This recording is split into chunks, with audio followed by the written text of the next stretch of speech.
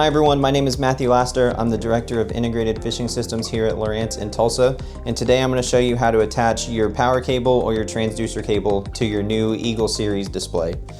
So if you look at the back of the Lowrance Eagle Series, whether it's the 4, the 5, the 7, or the 9, you'll see your connectors back here on the back for your transducer and for your power cable. So they have a nice little ridge here added on the back, and so this is for our new cable retention clips. So I'll show you how to use these.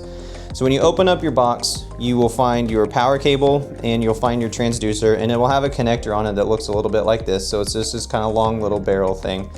And then also in the box, you'll get a couple of these little wing tips.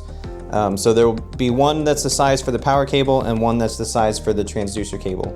So basically what you'll do is you'll take your power cable or your transducer cable and you'll take your clip and you'll put the cable through just like this, so you make sure you have your little wings toward the back here.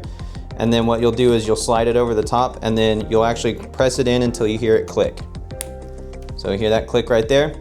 So now you know it's in place. So now you've installed this little retainer clip onto your power cable.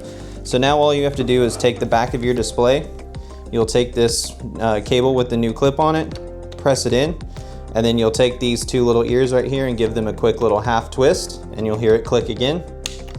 And now you know your cable is locked in place. So this gives you that sort of positive feedback that you know you've pressed the connector in all the way, and it adds some cable retention so that the cable doesn't come out over the course of the day while you're fishing or anything like that.